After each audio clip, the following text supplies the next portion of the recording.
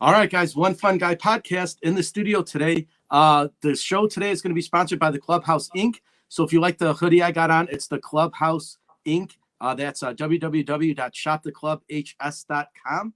And I am joined today by a guest I'm super excited to have on my show, ParanoiaThreat. She is awesome, and I'll let her tell her a little bit about herself. Well, hello, Paranoia Threat. Right now, I currently work for the 988 Crisis Center. Also, in my spare time, I spend an inordinate amount of time on Twitch, streaming games, and also doom scrolling on TikTok. Mental health is a big part of my sphere. Um, and that's pretty much that's what my life is. That and my 5 cats, and we're just hanging out. Awesome. Sounds good. So what we'll do is we'll obviously hop right into it because obviously we connected over TikTok and we kind of had a awesome conversation about what you do for a living. You hinted on the 988. Let's just start there. Do you want to tell everybody about like what's that about? And we'll kind of go over the basis and then we'll kind of got how you started into that and then we'll go from there. So tell us a little bit about it and how it works. Yeah, sure. So with 988, it is the 988 suicide and crisis line. It had been revamped, I want to say it was in 2022, to where instead of having a very long phone number, you literally just can either call 988 or you can text 988 and it'll connect you to a crisis counselor. And it can be anything from, hey, I'm just having a bad day and I just need somebody to talk to, and I don't have anybody around me to talk to about, what's weighing heavy on my mind. Or it can be somebody who's in the middle of an active suicide attempt, and it's up to us as the crisis counselors to try to de-escalate the situation, be as uplifting as possible, provide any resources that we have. One of the biggest things that I really appreciate about 988 is they do everything that they can to avoid having to involve emergency intervention. So that would include like police, paramedics, that kind of thing. It is a very super last resort because we want to be able to cultivate a space where people feel safe and comfortable talking about things that they otherwise wouldn't feel comfortable talking about with other Sure. people, and not have to worry about somebody showing up at their door and trying to remove them from their home and escalating the situation, and making a stressful situation even more stressful. For myself, I work on the chat and text line. So all that we're it's 24/7, doesn't matter what time of day, but the hour, it's all holidays, crisis doesn't pick and choose what Right. times to arrive. So there's always going to be somebody there. We go through a lot of rigorous training. We also have specialized counselors that are for hard of hearing. They're trained in ASL. We also have specific counselors for veterans who are experiencing some issues related to any kind of like PTSD from the military. And then we also offer specific counselors for the LGBTQIA community and the transgender community too. Okay. Awesome. So, like I was telling everybody yesterday when I did my promotional video, what you do is admirable, right? Like, it is phenomenal that there's people like you that do this, right? Because this could be that person's last conversation ever, right? They Yeah. they could end the phone call with you and they're no longer part of this universe, right? They travel on to the next world.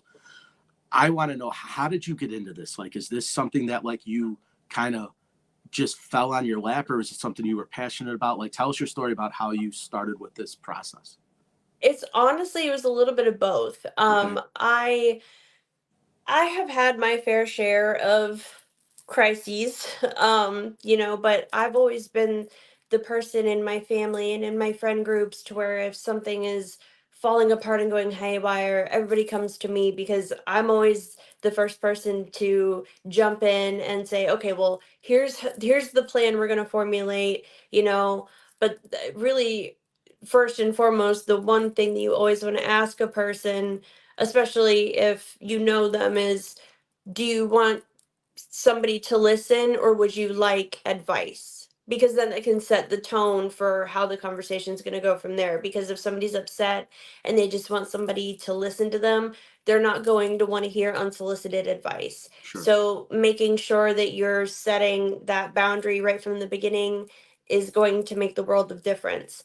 For me, I've, been in and out of therapy for years. I've, psychiatrists, and I mean, I had my fair share of Mhm. traumatic experiences in Okay. life, and I felt like for me, something like this, it was meant for me to do Right. because I can handle it. And then it just so happened that a previous project that I had been working on, it was a temporary project. It was coming to an end. And a few of my coworkers had actually found an opening, and they shared it with the rest of us, and so a bunch of us applied, and about six of us, all from my previous job, all moved over to this one. Okay. So now, we're all here. um and with the way 988 works, it's obviously a national network, but they have little hubs that they essentially contract.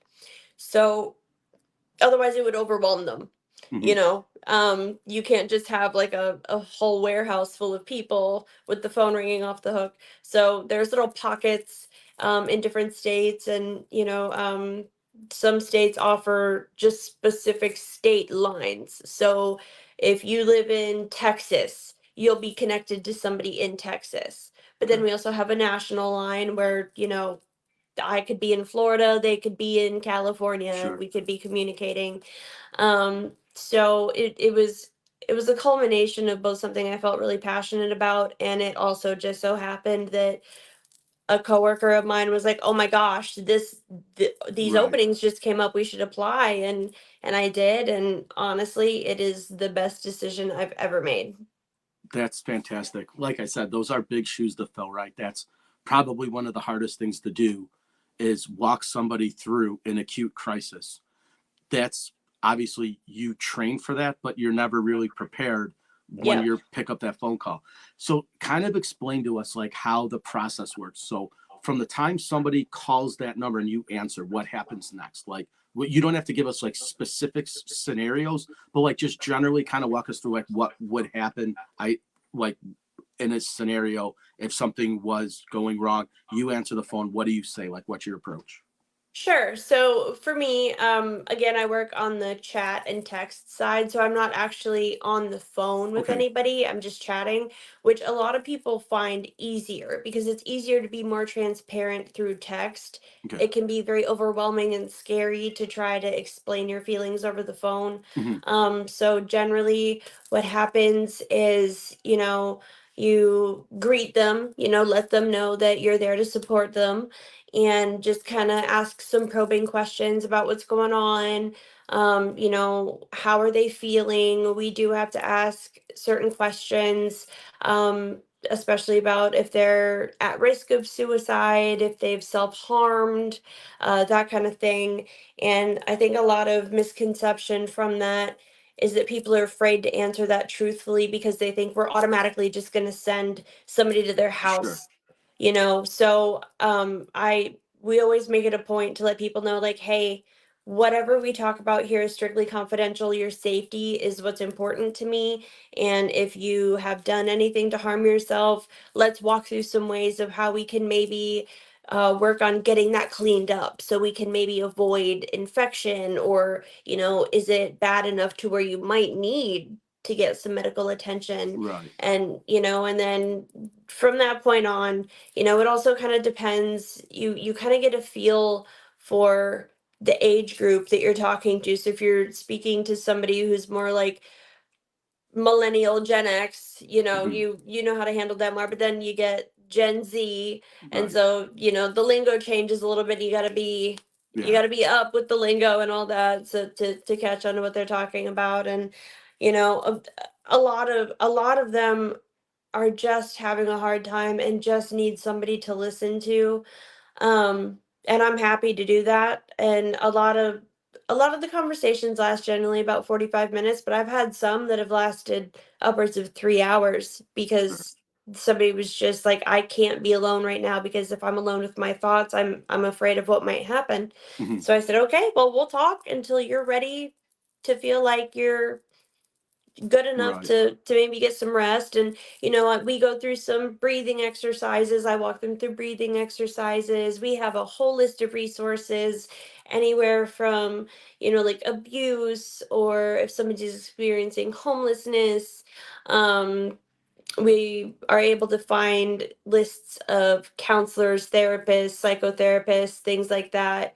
And it has like a refined search, and we can, send them that link so that way they can pick and choose specifically what kind of therapist or counselor they Okay. would be looking for in their area that they feel that they would be a good fit for. And then it's just kind of just letting them talk and validating their feelings and just continuing to ask more probing questions. And you know n- not every conversation is going to be a success story, and that can be difficult, but more often than not, I end up leaving these interactions with people telling me that they feel a lot better and they feel more comfortable with trying to get some sleep, or they feel better about Right. being able to go to work or go to school. And that's where I'm like, yes. Hmm. I did Sure. Right. it. Yeah. The little victories, right? Yeah. So when somebody calls, do you decipher like mental illness versus not? So like say somebody has like schizophrenia or paranoia, or they're going through like a bipolar episode. Is that something you can kind of gaze through, or do you just kind of assume, or how do you know like if somebody's like manic and they call or dial or text versus somebody who just might be severely depressed? Like is there, can you tell kind of right away, or is that No, and we're trained very, very specifically not to make those kinds of assumptions, just okay? because, we are not licensed therapists. Right. We are not there to determine any kind of diagnosis or anything like that. I have had vibes where I can personally tell, like, okay, this person is having a manic episode. Yeah, that's what I meant, right. So Yeah, to like do your yeah, yeah, I can absolutely pick up on that, but I don't feed into it. I sure. just kind of, if they want to share that with me, then I'm like, great, let's explore that. Okay. Let's talk about it a little more. But it's hard to tell if somebody's experiencing, especially something like Right. a schizophrenic episode or something like that. But there is a lot of dysregulation. That's very common, and honestly, reaching out to 988 is a lot of people's last stop before they're like, Mhm. I can't do this Right. anymore. This is my last hope. Right. Now, on a kind of a side note, I don't know how to like phrase this, but you're successful in a conversation and somebody does go and get help. Is that something that like are you notified of that? Like how do you like generate like somebody's success story, right? Like maybe somebody who was on the verge, you helped them get out of this. They actually went to a facility and entered it and kind of got themselves back on the right track. Or do you get any no like notifications of that happening, or when you're done you're just kind of done and you hope for the best? Generally, it's when the conversation's over. However, if we do have to involve EMS, um, we're connected with the police, and we Okay. can ask them to let us know if the person has been transported safely, if they, were located and they were safe Okay. enough to be transported somewhere. But that's pretty much it. And Because that's these one are of the pretty much anonymous, right? Like they don't know you, you yeah. don't know them, right? So Yeah, because it gives you an option. You can put in your name, you can put in your age, your location, like because mhm, you do a pre-survey before you're connected to somebody, but you're never it's not an obligation. You don't right. have to put your name, you don't have to put your age, you don't have to put your location, Sure. you know. So it's that sense of anonymity that I think makes people Right. feel a lot more comfortable about being honest about what's going on Right. in their minds. So post conversation, does that make it easier or harder for you to cope with? Because I'd imagine that'd be difficult, right? Because you'd probably want to know like what the outcome was, but you don't. Is that easier or harder for you? So far in my own experience, I have only had one interaction where I was left feeling completely defeated and absolutely distraught because there there was no way for the police department in this person's area to locate them through their IP address just because of the increase in VPNs. Hmm. And it was a person who actually needed intervention. Um, and it killed me not knowing either which way, like Right. how it ended up turning out. I mean, literally for 3 days, I was upset. But one of the greatest things that I can say about, especially like the contractor that I work for that's contracted by 988, they're so supportive, and Okay. all of your supervisors will check on you throughout that whole thing. They'll check on you a day or two later, just being like, "Hey, I know that was a really rough situation.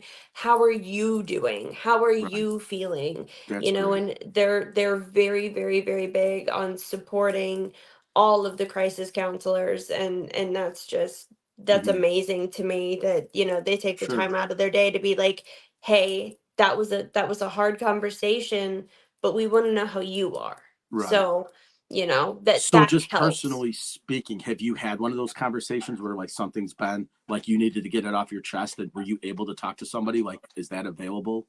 Because Yeah, obviously you said they check in on absolutely. you, but obviously if it's something that's really burdening you, you're able to talk about it, right, and get that out in the open. Yeah, Okay. absolutely. All I have to do is just send a message to either a supervisor or my operations manager, ask to set up a brief little Zoom meeting, and then we schedule it. And you know they'll let me talk forever if I need to. There's Okay. no set time limit. It's whatever I need to get out of my chest. And you know I did that. I reached out to my operations manager and just cried because I Sure. was like, I feel so horrible because I'll never know, Right. and this person was really struggling, and I really wanted to make sure that they were getting the help that they needed. And it just sucks to know that I'll never know what the outcome was of that. And, you know, it's just, yeah, I know at any time I can reach out to any supervisor. There's multiple supervisors on shift 24 hours a day. So there's Okay. always somebody there for support for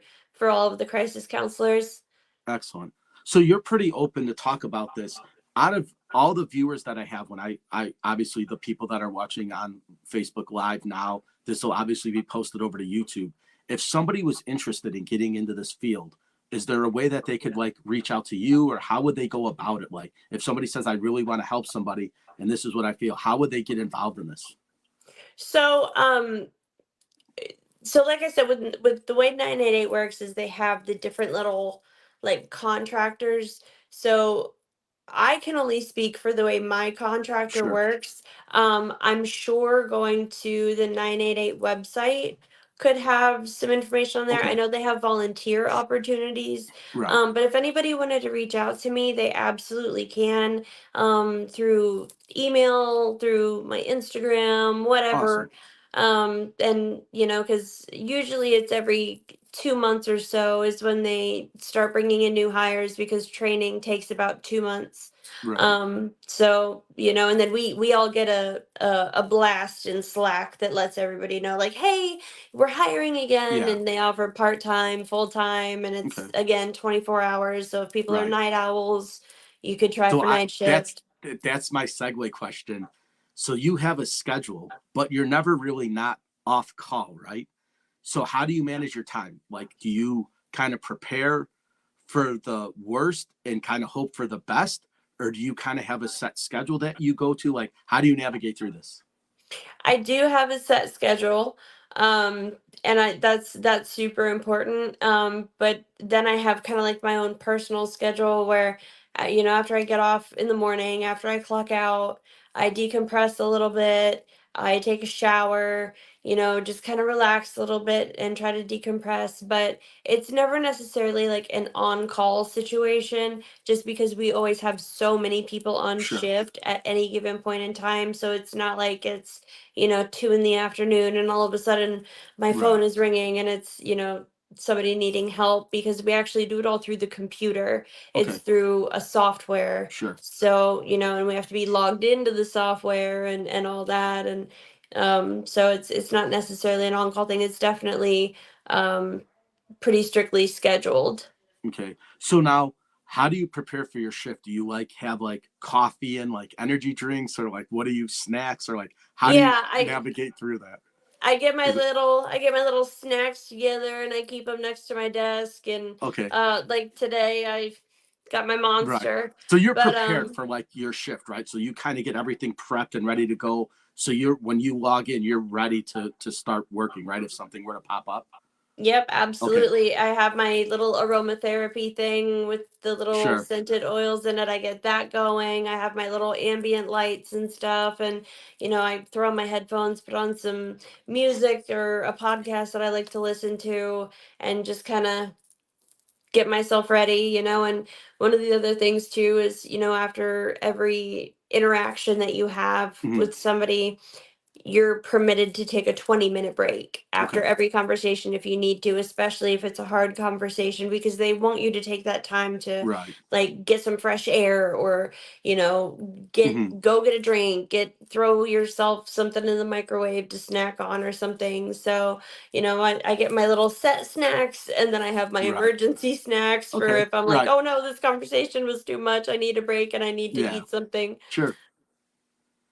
So now the conversations that you have, like when somebody like dials in and reaches you from the get go, do you kind of know like how you're going to navigate it based on like the first couple like sentences, or like how do you like plan for what you're going to say next? Because if somebody's all the way over here and then all of a sudden they shift all the way over here, you're obviously done this a long enough time where you kind of know what's happening.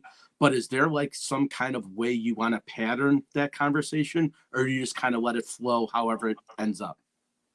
Honestly, you try to keep a pattern, but with a crisis, and if somebody is all Right. over the place, that pattern goes out the window, Correct. and you Yeah. just got to roll with the punches and just take it from there. I mean, you can tell generally in the first few sentences of what somebody has said. You kind of get a feel for, okay, this is going to be my next step. This is what I'm going to ask them next. These are the different things that Hmm. maybe they would want to uncover. And I always make sure to let people know you are not obligated to share things that you don't feel comfortable sharing, because I hear very often from people, this has been weighing on my mind, but I'm scared to talk about it. And I'm like, look, everything that is discussed here is confidential. We don't Hmm. report anything. The only time there will ever be any kind of intervention is if there is an actual confirmed attempt on your life. Okay. And that is just because we're here to keep you here, you Right. know. But so I let people know every day that whatever you want to share is up to you. I'm not going to push the issue. Share what Right. you want, and then don't share what you want. Sure. But, it's almost impossible to try to like keep your pattern. We have a vague outline Right. of, how we want things to go, but it Yeah. it doesn't it rarely ever actually goes that way. Yeah, because I posted what we talked about yesterday, and like I said before, I meant everything I said. Like what you do is super admirable, and in the grand scheme of things, right? Like you're kind of the silent voice of what is really the core issues with a lot of Americans that they face, right? Because when they call 911, you know the outcome, right? You're going to get medical response, you're going to get police response right away. And a lot of times that's not an outlet for somebody to do because they think that if I call 911, they're coming and I might have other things going on that they're not ready to deal with. So having this, outlet for them to go through is awesome. And so what you do is fantastic. Like it is, like I said, so admirable. It's so like really in the grand scheme of things, right? Like you could be a real lifesaver more than any paramedic could be, any doctor could be. Like you're doing this daily. I mean, that's incredible, right? When you think about like the grand spectrum of life, like you're kind of like the shadow of what really goes on a nightly basis, which is incredible, right? When you think about it, because even like ER doctors, right? They're going to take care of somebody who's having a heart attack or having a stroke or something like that. But you're doing it with somebody that this might seriously be their last attempted effort to stay on the planet, right?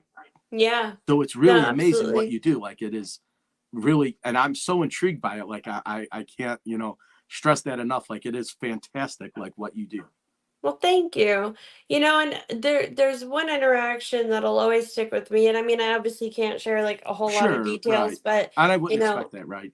it was a young girl, and she had been experiencing a lot of bullying from girls at school, and she wasn't handling it well. And she had said that she had the means to complete suicide. And I noticed, I because you pick up on context clues when Hmm. people start talking. And she mentioned, "I'll never be the artist that I wanted to be, and I'll never be this, I'll never be that." And I thought, okay, well, how can I segue this? So then I just threw all of the other questions out there, and was just like, "What kind of art do you do?" And she started talking about her art. And then I asked, she said she likes to draw and paint. And I asked, what kind of things do you like to draw? And she started naming off like her favorite anime characters. And I recognized one of the names, and I was like, "Oh my gosh, like that's a Sure. fantastic choice. Like that's awesome." And then we spent another 45 minutes just talking about anime. And by the end of that conversation, she honestly told me, she was like, "I am so thankful that I was able to connect with you, because I feel so much better. Like that distraction helped me. I feel so much more calm, and I feel a lot better about myself right now." And she was like, "Is there any way that if I need support again, that I can be connected to you?" And it warmed my heart, because I was like, Sure. I never thought in 100 years that talking about anime Right. would save somebody's life. Yeah. And it just like it warmed my heart. And then it also made me sad, because we don't have a way to, Correct. yeah, we don't have a direct line, Yeah, and you. that's kind of what I was like asking about earlier, right? Like, because how awesome would it have been to follow up with her, right? To see if she overcame this and like actually focused on art and like made, and you don't have that luxury, right? To do that, right? You hope that it would have worked out, but you just don't have that, and that I think that would weigh more on me than anything, right? Because I would definitely want to know, right? And you can't do that, right? There's no, because of the confidentiality, you can't give out your information. So once that conversation's over, it's gone. Yeah. Well, and I mean, we do offer follow-ups for people. It's just there's only a small team of people who are qualified to do the Sure. follow-ups.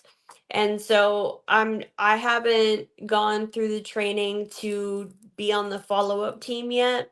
So when I do offer the follow-ups, I do let them know, "Hey, it probably won't be me checking up on you, Yeah. but my colleagues are great, and they care, and so we are able to send like text checkups and just be like, Hmm. "Hey, or how are you Right. feeling after the last interaction?" And we also let them know too, if you need support before your scheduled follow-up, please do not hesitate. Like, we are always here. Hmm. So please, by all means, Yeah. come back if you need us. We're here specifically for that reason. That's great. So I don't know how, if this might be too specific of a question, but what are, when people call in, like what are they going through most? Is it like bullying? Is it like self-reflection, like less self-worth? Like what like issues do they bring up a lot? Because I would imagine bullying would be like a big one, right? Because that's pretty prevalent, and most kids, unfortunately, at some capacity do go through it, whether it's about their looks, their weight, their height, their physical appearance. Like at some point, they're going to deal with it. Very few kids go without dealing with that. Is that a big one, or is that kind of No, that's definitely a huge one. And then the bigger component is relationship issues. Um, you know, okay? and I'm not sure how it happens, but I usually end up getting connected with the younger kids, the middle Mhm. school, high school, and they're navigating their first relationships, and they're navigating their first heartbreaks, and they're Right. feeling like the whole world just crumbled around them, and nothing is ever going to be better, and everything is terrible, and their only way out is to just not Hmm. be here anymore. Yeah. And so it's walking them through Right. that you're going to be Sure. okay. I promise. You're going to hurt for a little bit, but that hurt's going to go away, and you're going to wake up one day and the sun's going to shine brighter, and you're going to enjoy the sound of the birds chirping again, and you're going to laugh like you used to, Right. but a good portion of it is yeah, it's bullying, it's relationship issues, and then occasionally we'll get well, me anyway, I'll get some folks that are just having issues with finding work, Hmm. and feeling like they're letting their family down, and Right. well, what do I do? And so it's, and we have a wealth of resources that we're able to give people to help them.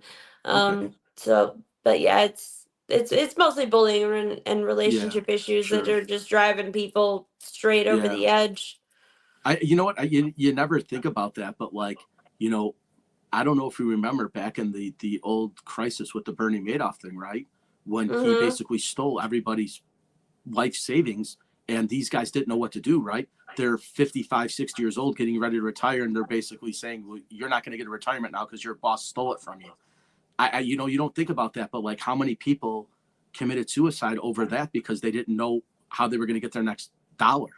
Yep. And these are, predominant businessmen that have worked 20, 30 years in their industry, and all of a sudden they don't know what their next step is going to be. So, you don't really think about that. That's a good one, right? Not having a job, or, being in financial strains is probably pretty high up there, right? Because that happens relatively quick, right? You get laid off, you're fine maybe for the next week or two, or when you get your last paycheck. But then after that, if you don't have an income coming in, how do you live, right? If you don't have savings, or Yeah. so I it's mean, that's especially if you probably have a family. right. So So yeah, I never thought about that. That's probably a big one. Now that you mentioned it, that's kind of incredible. yeah, it's definitely a big one. I mean, I don't run into that as often as I do the other things, but Hmm. you can tell that it's really, really weighing on people when I Hmm. do encounter somebody who is experiencing well, I just got laid off, or my whole job just shut down. What am I gonna do? And Hmm. yeah, I'm at my limit, and so then it's just a matter of going through my resources document and trying to Sure. find things in their area that could help them Right. with keeping afloat and helping them find work again, and just trying Yeah. to also get them into therapy to Right. help work them through, so that way they can kind of keep their feet on the ground while they're still on that search for that next job. Sure. So let's shift gears a little bit, and we'll talk more about you. You mentioned about decompressing and de-stressing after. What kind of stuff do you do that makes you kind of let things go? I know we mentioned the video game thing before, but like what after a decompression, after you get some sleep, what would you do next? Like what's your After I'm able to finally get some sleep, I generally wake up, kind of check up and see what I've missed in the news, and then I immediately close my phone because the news is depressing.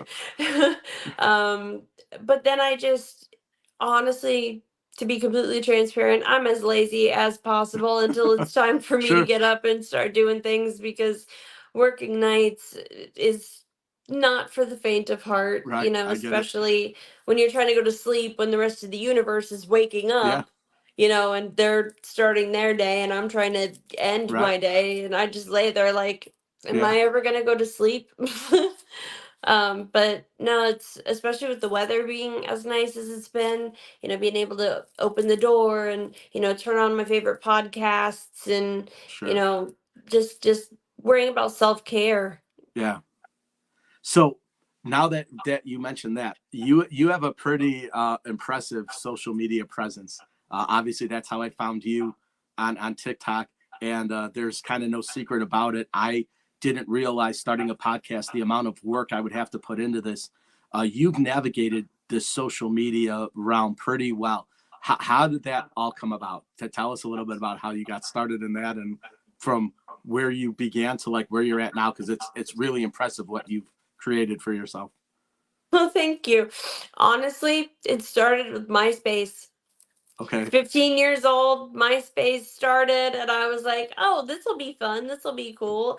And then Facebook became what it was. And then we've got Instagram, and then we had Musically, and then, we've got Twitter, and now we have TikTok. And, I'm very introverted. But when it comes to trying to find little outlets to try to be fun and silly and just try to connect with people, because I love connecting with people, I was like, well, I mean, with TikTok the way it is, Yeah. might as well, I might as well go that avenue. And then, I started streaming on Twitch recently. And I've had so much fun with that, and that's, I share so Yeah. many clips of that on TikTok. And I don't have like a specific thing. Like, a lot of content creators have a very specific like shtick Right. that they Yeah. keep up with, and I'm just all over the place. Yeah. Like, you never know what you're gonna come across when you come across anything, especially on from my TikTok Yeah. anyway. It's like it's either gonna be some goofy rant, or it's gonna be Right. ridiculous gameplay or Yeah. whatever. And And it's but pretty amazing because like when I started, I did it for the podcast, right? So all my content was based around this. But I've noticed in the last probably 3 weeks of the whole like circumstantial of TikTok, with everything going on about it, right? About the possibility of it being shut down and all this stuff. And now everybody's kind of shifting their focus to other things. But I was like looking at it from a different perspective, because even if they shut it down, there's going to be somebody that's going to pick it up similar to it, right? There's just going to be another adventure that somebody will join and start up. And so through the navigation of this social media thing, that I'm new to it, right? I pretty much just started my podcast a little bit over a month and a half ago, so I'm relatively new. You've obviously been doing it for years. How do you find yourself time management wise with updating posts, making posts, going live? Like, do you have kind of like, I'm ready to go and set it up, or do you just kind of off limit and say, I'm gonna hit the live button and go? Do you like plan stuff out, or do you just kind of, is it a whim thing? So generally, as far as going live, I try to time it. I have experimented a lot with different time frames to see where more traffic comes from. And I have found that, especially like Thursday through even Sundays, anywhere between 10 p.m. Eastern and 3 a.m. Eastern is when you're going to get the most traffic, because you're getting Okay. people from all these other time zones and things like that. You're obviously going to get less traffic on weekdays during the afternoons and stuff like that, because everybody's working. Right. So it's a lot of trial and error with that. But as far Okay. as like making pre-made content to just upload, that honest to God is just, it hits me. It's like a little bug that bites, and it's like, Right. hey, let's do something silly. And I'm like, all Yeah. right, cool, let's do it. Right. So for me, with time management, like we talked about before, I never realized the amount of work that it takes to actually make a live video, put it in production, then make a post about it, then follow up with the post, then get prepped to do the podcast, and then all the work that comes after the podcast, right? So when we end, I have to edit the video, I have to make a short, I have to make a clip, set it as a premiere, and then post it to YouTube, right? So the next hour and a half after we're done is going to be getting the video ready to post over to YouTube. And I never realized that, right? When I said I'm going to do a podcast, I thought I just talk to you, be done with it, and that's it. I didn't realize the amount of work that actually went into it. So for me, time management is huge, because I have a regular job. Then I have to do my podcast on the side. But then the upkeep of the podcast is important, right? So all the little shorts, going live to interact with people, getting people to notice you and what you're doing, it's a lot of work. And so I can only imagine what you put into it, because you have a much more a bigger and grand social media presence than I do, and it's a lot for me. So I can only imagine what it's like for you. Honestly, the way that I approach it is I'm just trying to have fun and make connections, especially like, and that's why I have a Discord, like there have been people that I have met on TikTok live where I've been like, this is the game I want to play. Is anybody down to play? And then I've got people from all over the world that have connected with me that have been like, yeah, and we did. Like a couple nights ago, I did an 8-hour stream Yeah, that was with, crazy. Okay. and I was just like, I can't believe I just sat here for this long and did this, but it was so much fun and it was cool because I was connecting with people that I would not have ever connected with otherwise. Right. And it was so neat. And so it's just like, I do like to kind of plan my Twitch streams for my days off because I'm off on Thursdays and Saturdays. So I like to do that at night. Hmm. But as far as TikTok live goes anyway, I generally try to do that even after I'm done streaming with Twitch. So it's like I end one, take myself a little break, and then I hop on the other, and Right. then just kind of take it from there. But yeah, I mean, time management is super super important, and it is a lot of labor. There's a Yeah. lot of time that goes into it for sure, and you know, it's also learning the schedule of the best times to post Right. your Exactly. things, like if you use Twitter, the best times to post on Twitter aren't going to be the best times to post on Instagram, Hmm. which aren't going to be the best times to post on TikTok. It's all different. So, kind of making sure you have that calendar set up and having your pre-made stuff so that way it's like, oh, it's 7:30 a.m. Yeah. It's time for me to post this to Instagram. It's already made for you. You just hit post, boom, you're done. Yeah. And that's kind of the key thing, right? Is trying to find the algorithm because that's what everybody does, right? There's people that spend their entire careers trying to figure out social media, like how to engage, how to interact, how to post, and then set schedules. And it's worked for people, right? Because there's people that have 5-6 million followers on YouTube and 300, 400,000 followers on TikTok, right? Even though it's relatively new, they've accumulated that community. I agree with you. Networking is probably the most important thing, right? Like trying to find people that can benefit what you're doing and add value to you, right? And that's pretty difficult. Like that's how we met, right? We kind of saw each other. We friended each other. We kind of had a quick conversation. I was talking about my podcast. You were like, I'd like to do it, and we made it happen. But Yeah, without the power of social media, this would never be, right? So I would, exactly. and so that's what I think is the most incredible thing about this, even podcasting, is just meeting people in a kind of an unnatural setting, right? Like we look at social media as being natural now, right? It's just part of our life. But engaging with somebody is different, right? You actually still have to have a conversation with somebody and you still have to have, but without this platform, we go unnoticed, right? So it's Yeah, kind of a unique thing that, you're sitting here with me today, but if I didn't have TikTok, we wouldn't have this. exactly. So it's really kind Exactly. of a weird thing. And it's difficult for like people watching because like I get, all my friends ask, like, well, how is it starting a podcast? How is it? And I was like, it was relatively easy to start, but it's been more difficult because I didn't realize the amount of effort it was going to take to make it successful, right? And I'm just Yep. starting out. So I can't imagine the guys that have, 1 million+ followers, the amount of work that it would take for them to get a podcast with a guest with production. And granted, they hire guys to do it, right? Or people to do it. They'll have a team of people.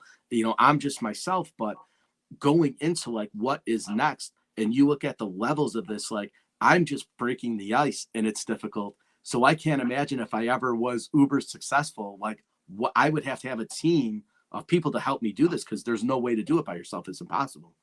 No, yeah, you would absolutely need to get a team behind you, and it wouldn't even have to be a big team, Yeah. just a couple people to help to give you that breathing Right. space, so that way, all the editing is being done while you're able to catch your Yeah. breath, especially with you having a full-time job already, Yeah. it's yeah, I can imagine it's absolutely draining at times to try to navigate both of those things and then still have a family life and Right. still do And it's the not things bad, you right? Because enjoy. right, because we're obviously passionate about the social media thing, right? So you're passionate about the gaming and the Discord and setting all that stuff up, and then being, TikTok, because people don't realize the amount of money that you could make on TikTok if you're successful. I think that's kind of the underlying thing right now, where I think the majority of people are starting to realize that if they become quote unquote TikTok famous, they can leave their normal jobs because they can make just as much as they were making as a 9 to 5 or more doing TikTok. And I think that's really powerful when you look at the way that, social media now is kind of becoming careers for people, right? Like they're focusing their efforts on creating great content that people are engaging in so that they can leave their job and do this full time and have the flexibility of freedom to do what they want when they want. It's a pretty powerful tool. No, it absolutely is. But and I think a lot of people kind of get a little lost in that as well, and thinking that it's also going to be a quick thing to become Hmm. TikTok famous or to be an influencer or something like that. But I mean, it's not an overnight thing, and it's Sure. easy for people to be a little let down by it that it's not happening instantly, because we live in a society where instant Yeah. gratification is at the forefront of everything. So if you're not instantly successful, you're not instantly achieving what you wanted to achieve in a short amount of time, well, okay, fine, I give up. This isn't for me, Hmm. and then they're down on themselves. But I mean, it takes time Sure. to build up a community, Yeah, and exactly. I think it's important that people understand that if that's what they want to do, if they want to try to make content creation their full-time job, it's gonna take some time, and you're Right. gonna have to still maintain a quote normal Yeah. job in order to support your side hustle until your side hustle becomes your main hustle. Right. Yeah, and I think that even nowadays, most successful influencers will tell you that, right? That it's not going to happen overnight. It will take time. They say the average is between like 4 and 6 years to build up your presence to do it. But at least they're being honest about it now, right? Like they're not telling you to do it. Now, obviously, if you're successful in another field, right? If you're an athlete or a musician or an actor or actress, it's easier because you already have the following. So when you Yeah. come on social media, it wouldn't be uncommon for them to get 100,000 followers in a month because they already have it from their previous field. But the average person like myself or you, we have to build that community, right? The growth is there because nobody knows who I am, right? Like I'm not famous in another realm where I could just bring those people over and start. So I do agree with you that it does take time, but I'm happy that you mentioned it for all the viewers out there because what you built took years. You went all the way back to MySpace. That was 2005, 2006. So that tells you the amount of time of a community you've grown over 15 years now, where like I started last month and I have a decent community, but like I'm nowhere near where you're at.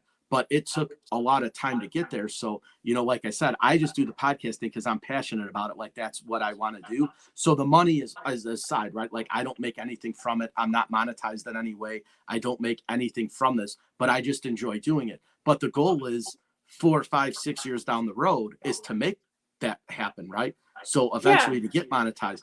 And is that like something that you would be like content with if your channel got big and you started to do it? With your focus shift more to social media than it would be, anything else, or would you still kind of have that balance like I do now?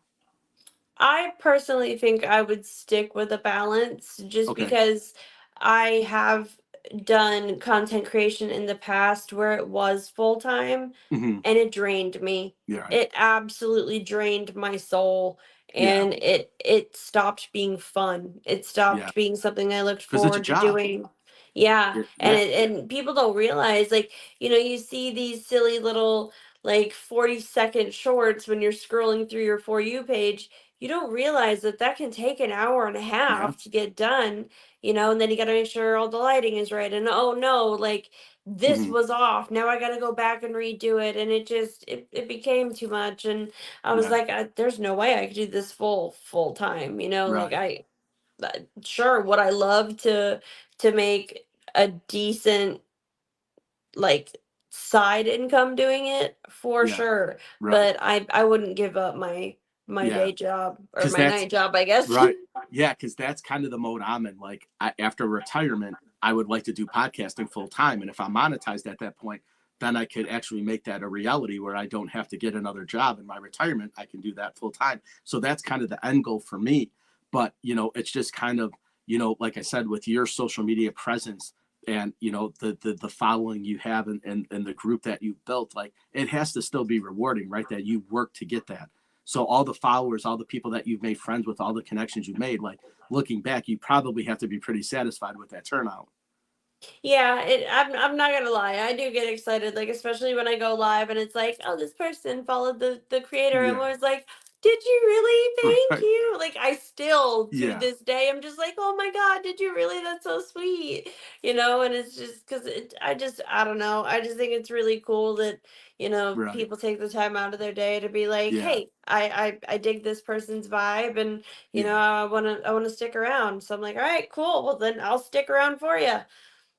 Yeah, I feel you. So I kind of had that emotion yesterday, right? When I hit the 100 subscribers on YouTube. Like I was like a kid again, right? It was like, getting the wake up on Christmas morning. Like I was on my phone and I was 99. And then everyone's telling me, scroll again, refresh your page. And when it hit 100, I was like in another universe. And and the grand scheme of things, right? It's so minute, right? You're like, oh, 100 subscribers on YouTube. That's not even like a speck of dust in the universe. But like to me, it was everything. Like I earned those 100 people, right? So I was so excited to have that happen. But it was like, I'll never forget that, right? So like down the road, if I ever get to 1 million plus subscribers on YouTube, I'll look back when I hit 100 and I have that video saved so I can look back at it. And that's why I was telling all the people that were on with me yesterday on my live that like you guys are like my group now, right? Like you're my core. You made this happen. It was your support that did it. So no matter where I go in life or what happens down the road, those were that moment in time is now forever solidified with those people who were on that show. So I was like, I can't tell you the enjoyment that I had for something as small as that was like it meant the world to me. So like the little things that were But just it's not even it's not small if it meant the right. world to you. You know what I Yeah. mean? It was So a right. big deal for you, and Yeah. So and that right. is something to be proud of. Yeah. So like I said, it was a huge deal for me. But in like the social media universe, having 100 subscribers is like nothing, right? Most people could get that, but for me, it meant the world. So I can I could tell like when you do the Discord stuff, like watching how excited you are about doing it. Like when I was on watching that show that night, like the excitement that you like, it was awesome to see, right? I felt it. It was awesome. I could feel like how happy you were doing it, and it just kind of and that's the power of social media that like your emotions can make somebody else's day that much better because they see it in you. And that's what I love about it. And that's like, the empowerment that you have over people is kind of a unique thing. It is it's pretty cool. And I mean like especially with Twitch, like cuz I tried so hard to get to where and I'm still like in the bottom, like I'm not a big creator on Twitch or anything like that, Hmm. and I really just do it for the fun of it, just get together with my friends and joke around and have people like come and watch the stream and chat and razz each other through the whole thing, and it's just a lot of fun, but it's just being able to showcase like this is the community I want to foster. Like I want people to be a part of my little community, and we can all be silly and goofy and uplifting and Right. unhinged when we want to be, so Sure. it's just I don't know, that's just the way I've always been. That's awesome. So we're getting close to the end now. So let's go back to the beginning. Let's tell everybody about the 988 thing again. We'll recap that because to me that's super important. Like that's Yeah. kind of what made me, really kind of approach you and what you did. Like it really kind of tugged on my heartstrings about, helping people and what you do. And like let's just kind of go over that. We'll recap that real quick. If anybody needs to reach out, tell us all just recap that information again. Yeah, literally anytime you feel like you're in any kind of crisis, and it doesn't even, the way that I have explained it to people is everybody has their own plate. So while your plate might be able to handle much more, another person's plate may not be able to handle anywhere near that. So some people think, well, I'm not at X level of crisis, so maybe I don't need to reach out because I don't think that it's as bad. It doesn't matter. Mhm. If you're in a situation where you need support, all you have to do, you if you feel comfortable being on the phone talking to somebody, you just dial 988, hit call, you'll be connected with somebody. If you prefer to do the chat or the text option, you literally just text 988, just say hello or whatever, and it'll ask you a couple of questions. Like, it'll ask you a quick little pre-survey, and then you get connected to a crisis counselor, and then we're here for you.